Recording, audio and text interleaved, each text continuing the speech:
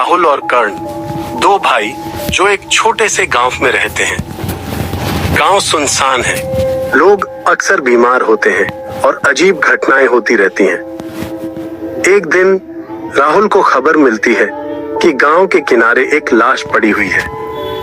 ये लाश कोई साधारण लाश नहीं है।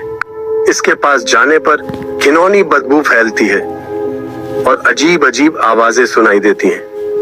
कर्ण भी राहुल के साथ वहां जाता है। दोनों उस लाश को देखकर चौंक जाते हैं क्योंकि वो लाश सड़ चुकी है, लेकिन उसका रंग और उसकी आंखें ऐसी हैं मानो उसमें कुछ भयंकर छिपा हुआ हो। गांव के बुजुर्ग बाबा जी उन्हें चेतावनी देते हैं कि इस लाश के पास जाना खतरे से खाली नहीं है।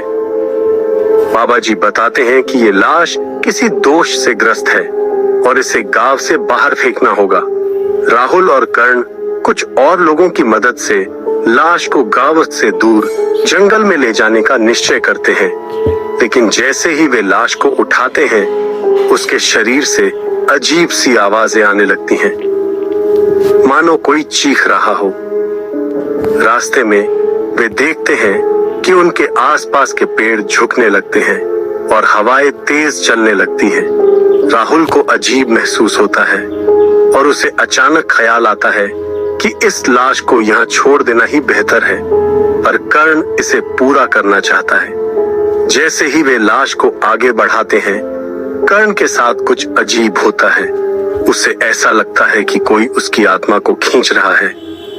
कर्ण चीख उठता है और राहुल उसे संभालने की कोशिश करता है, लेकिन वो कुछ समझ नहीं पाता।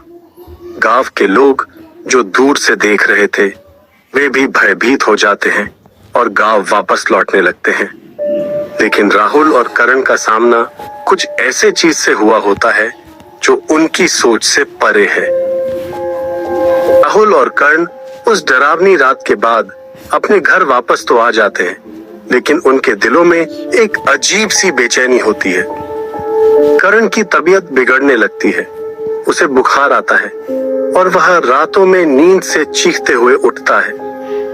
वह महसूस करता है कि कोई अंधेरे में उसे देख रहा है। राहुल भी बेचैन रहता है और गांव के कुछ अन्य लोगों के पास जाकर मदद मांगता है। बाबा जी उसे बताते हैं कि यह कोई साधारण बीमारी नहीं है। बाबा जी का मानना है कि जो लाश उन्होंने जंगल में छोड़ी थी, वह एक अभिशाप से ग्रस्त थी और अब कर्ण उस अभिशाप की चपेट में आ गया है। इस अभिशाप से बचने